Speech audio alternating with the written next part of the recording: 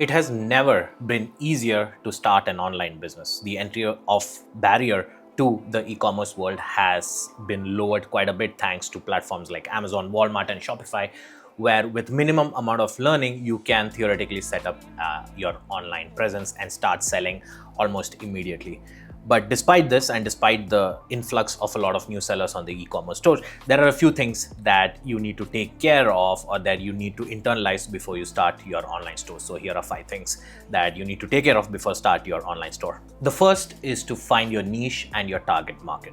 Now, we have at Zena have worked with more than 50 brands, and there are a few traits that we have observed for brands who are doing extremely well in the e-commerce space. One is that those brands understand their target market very well. They understand what the customer wants, how much they're willing to pay, and what features of that particular product that customer finds attractive enough to buy the product.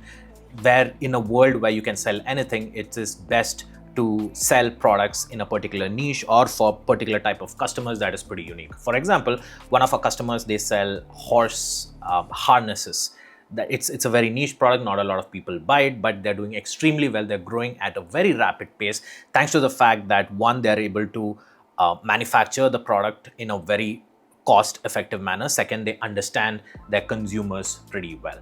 All the customers that have succeeded very well for us have this fact in common, and it's very important that before you start your online store, you either have a very good sense of what the target customer wants, what they would be searching for, and what they need, as opposed to just launching a product just for the sake of it. The second is finding the right e-commerce platform. Now, there are marketplaces like Amazon, Walmart, and Target, and there are platforms like Shopify where you can host your own e-commerce page. And it's very important to realize the difference between all of these platforms or marketplaces, the different costs involved, the different criteria to enable growth, the different advertising opportunities that you would inevitably need to participate in to grow, and so on. So it is very important to do the research.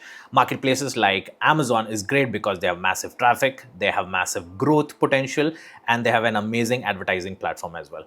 The problem with platforms like Amazon is that they're pretty expensive, extremely competitive, and because of the monopoly, they're able to enforce or come up with rules that may negatively affect a lot of the smaller sellers time and time again.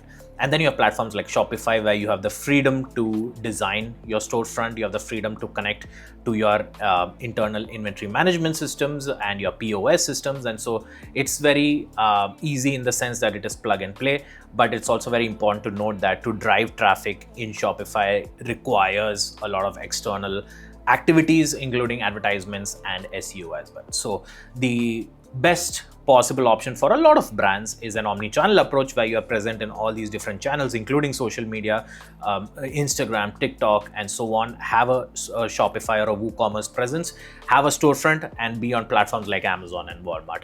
Some companies, some brands do exceptionally well in Amazon and some don't. Some do exceptionally well working with influencers and some don't. So it's very important to understand and do your research on what would work best for the type of product you're selling and the type of customers you're selling to.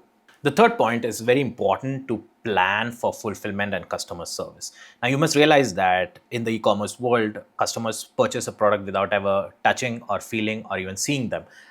They make the purchase based on all the inputs that they receive, the product images, the product listings, and most importantly, the product reviews.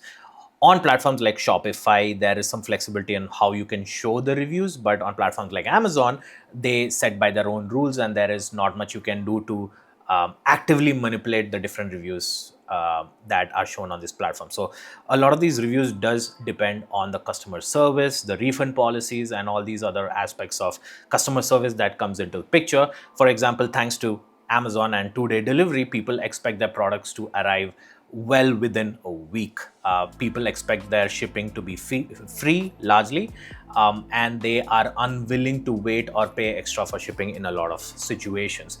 And so it's very important to understand, streamline the fulfillment process, because when you do succeed in garnering traffic and sales, it's very important to have a fulfillment into place so that there's no delays, there's no damage, there's no issues or errors logistically, and that there is no issues regarding spending more than you need to in these fulfillment orders, and making sure that you have a team or someone in place that can respond to customer questions, queries, complaints, and deal with them in a very timely, easy, and satisfactory manner. The next is, it's very important to understand that you need to market your store and build brand awareness. The goal of any e-commerce store is to drive more traffic, which would result in more sales.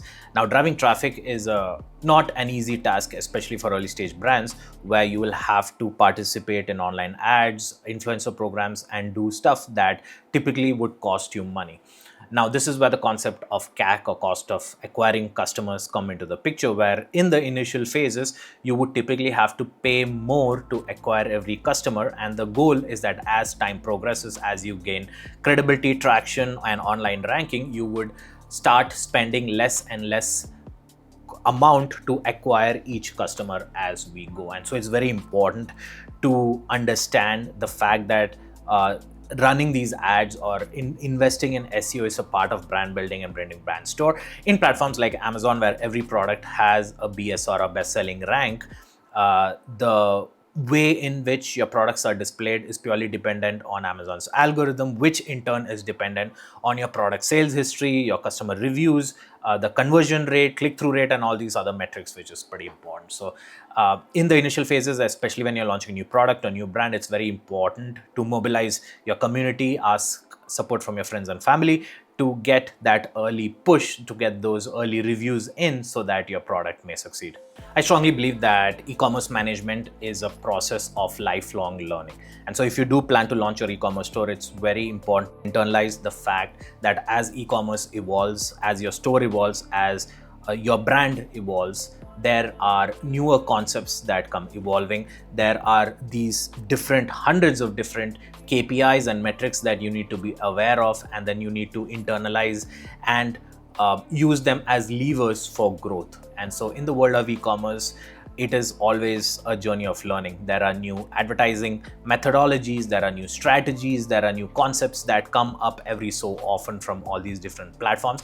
And you need to be well aware of the latest and greatest technology in enabling your brand to grow. When there are new hacks that come into the picture that you can utilize to put a leg up in the space. And as you're well aware, e-commerce is an extremely competitive space with so many different brands, with so many brilliant people coming into the fray.